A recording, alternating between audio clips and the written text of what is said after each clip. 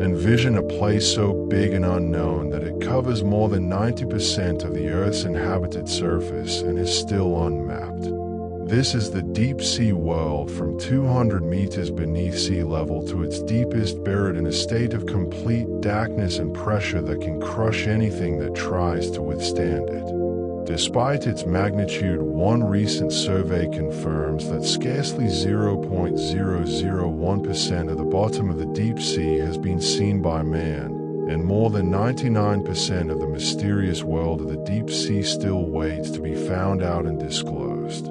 The deep sea is far from a lifeless desert, but an active living world with much life in it.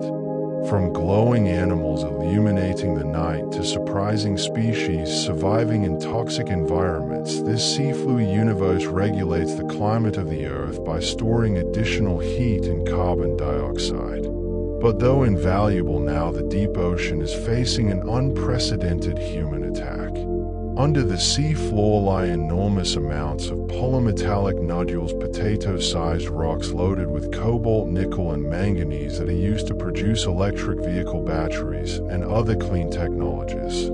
The metals have put deep-sea mining at the top of the agenda, and nations and corporations are targeting the Clarion-Clipperton Zone in the Pacific Ocean that spans more than 4.5 million square kilometers.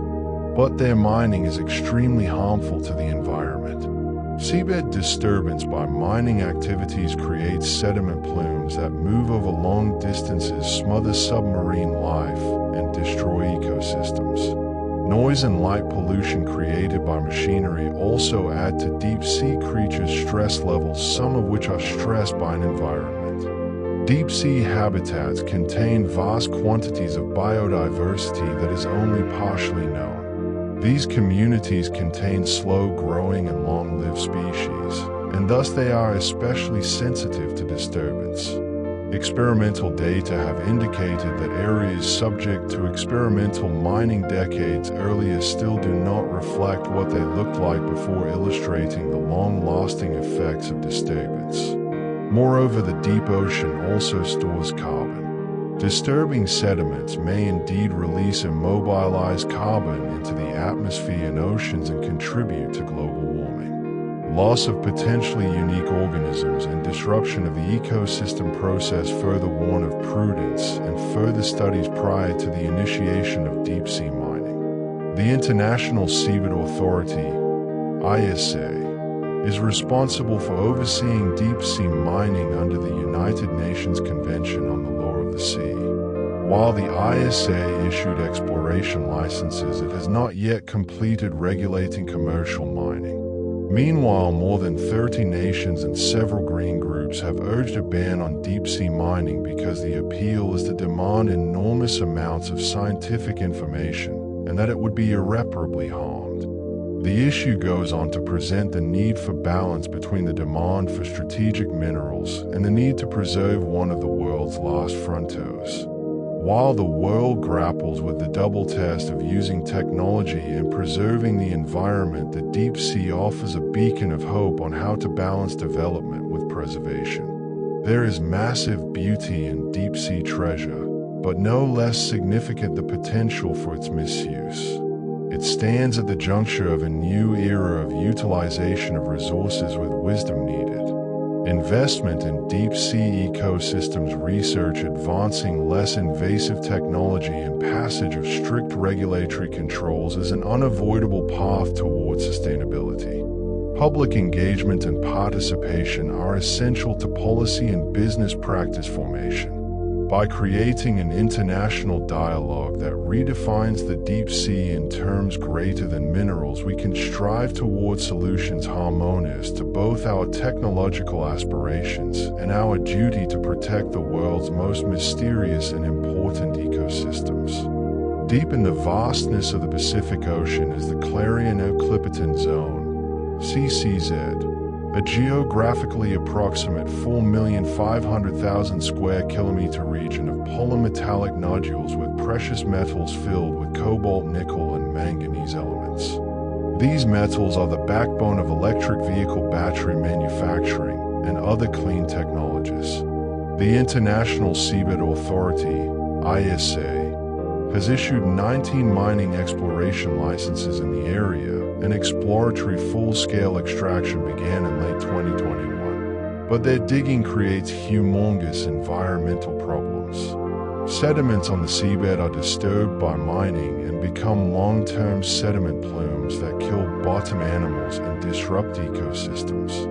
Suspended solids are seen to settle very rapidly in most cases, and heavy sedimentation is limited to a thin layer close to the source. The light pollution and equipment noise also cause deep-sea creatures stress, most of which are impacted by such noises. Deep-sea mining-generated ambient noise disturbs previously quiet pelagic environments, impacting marine mammals and deep-sea fish assemblages. Impacts are temporary or permanent hearing loss, interference with communication, and behavioral change.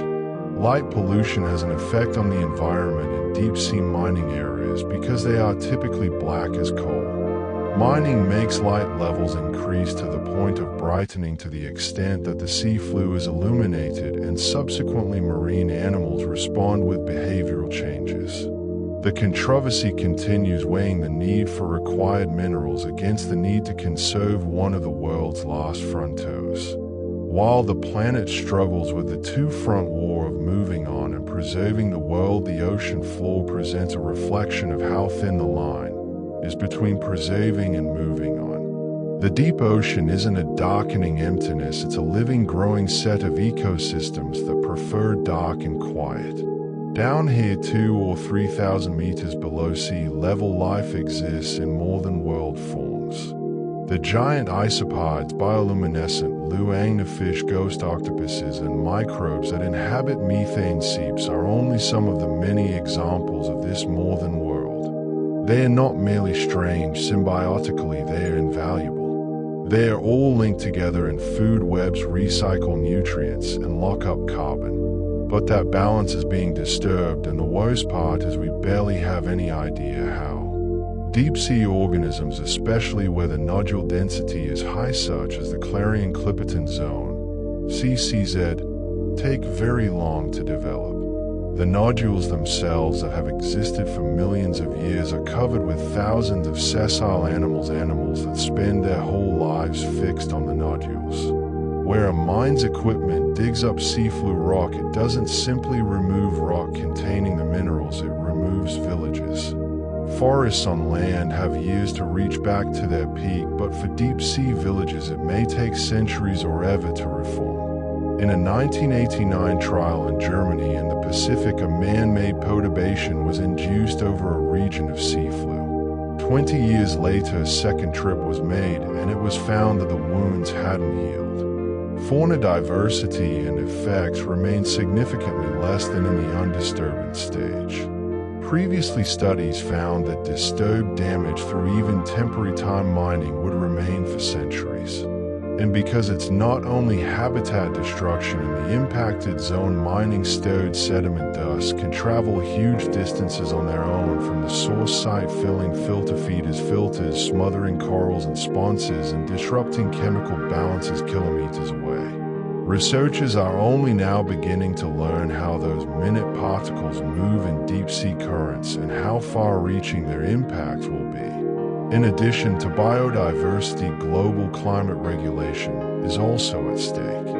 The ocean is the largest land-based carbon reservoir on Earth. Organic carbon is deposited in enormous amounts in marine sediment on the ocean floor. Exposure and erosion of such sediments can have the capacity to release sequestered carbon into the water column, effectively reversing the same climate value that the pursuit of clean technologies strives to bring.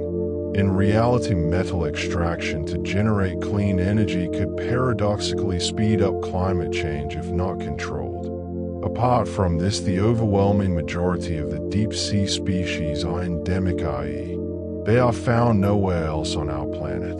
That is to say, we are likely to be wiping out unrecognized species before we even get the opportunity to discover and identify them. Some will undoubtedly be scientifically or medically important. For instance, extremophiles organisms that can survive at high pressure and temperature already provide scientists with enzymes for industry, as well as theory for extraterrestrial life. And all of that despite the fact international interest is arising in international affairs powered by countries and mining operators putting the ISA into practice. Concurrently, marine biologists, ecologists, and environmentalists are beginning a warning chant. They swear that there isn't enough science designed yet for it to be worth doing, and certainly not on this proposed scale. These are concrete statements. These are actual sustained conflicts between traditionalism and science and industrial newness.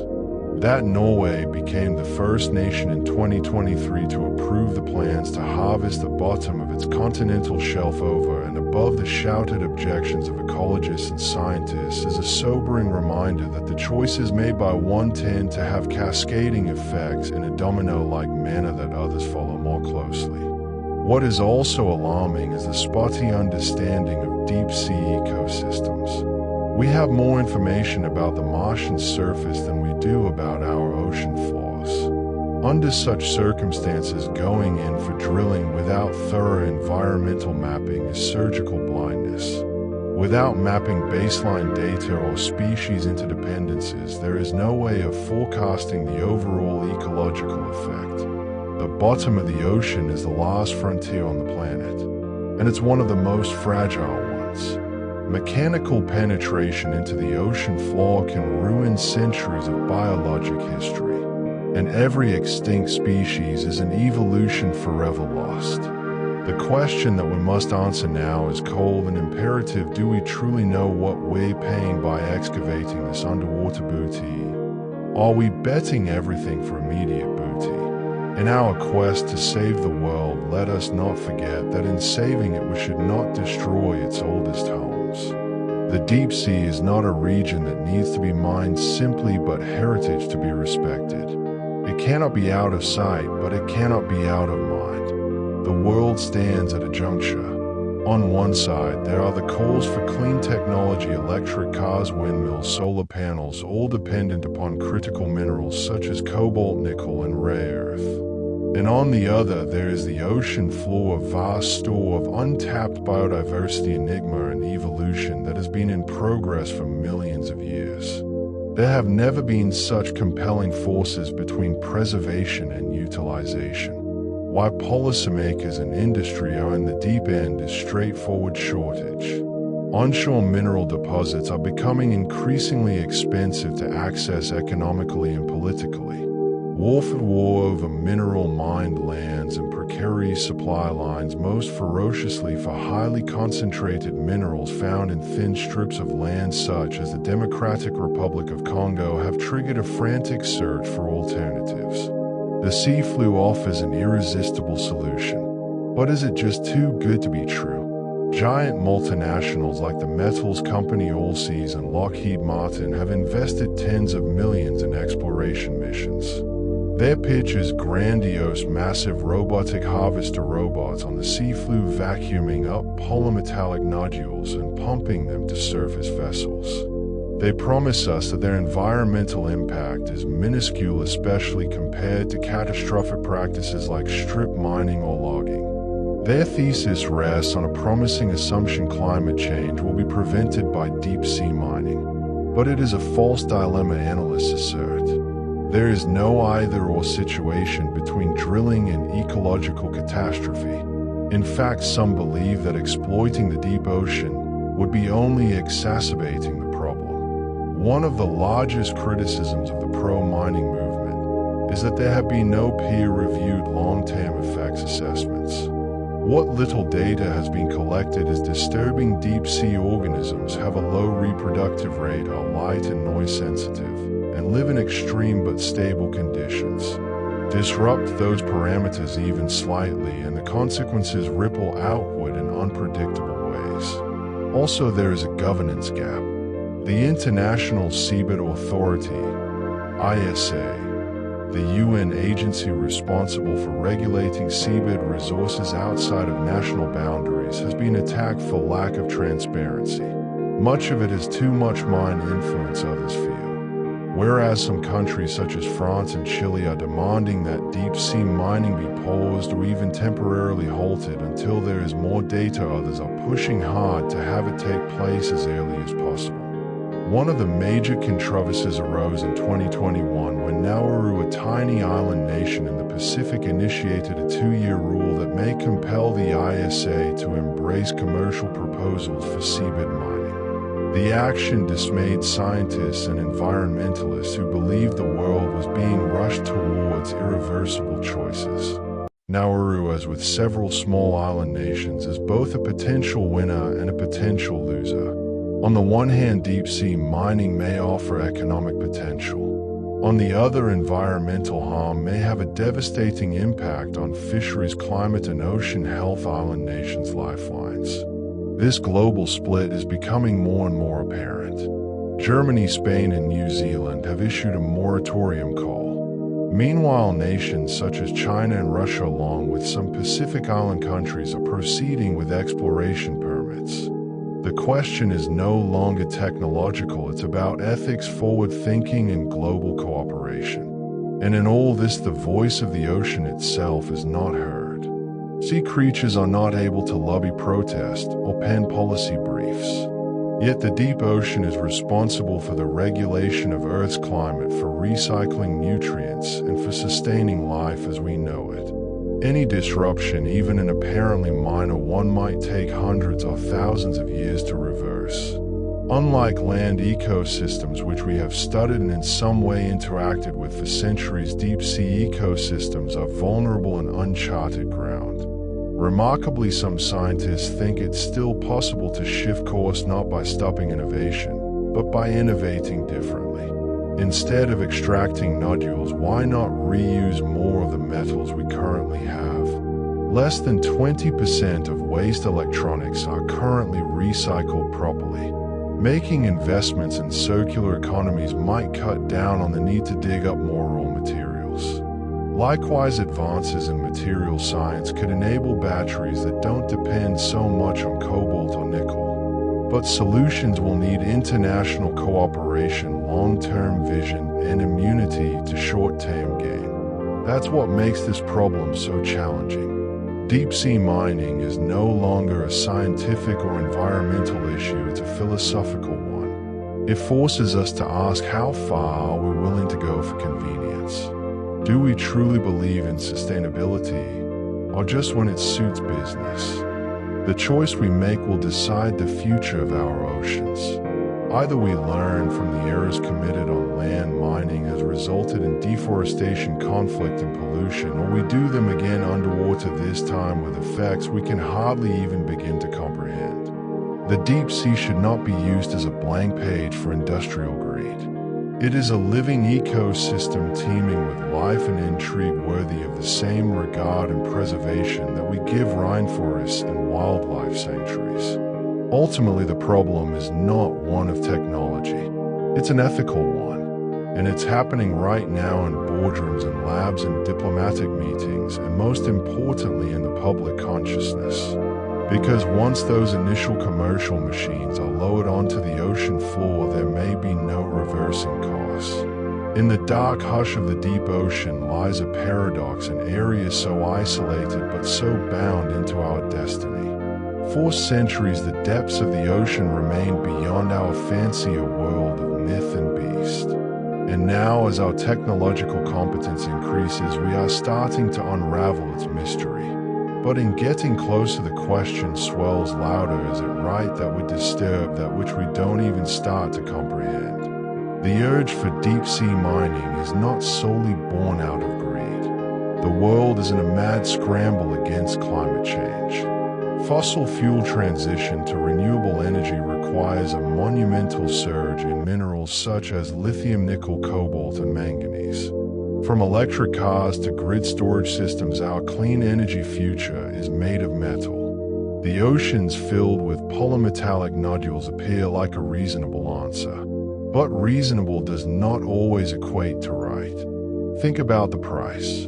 Picture an electric vehicle fueled by batteries constructed from metals extracted from a seafloor that might never heal.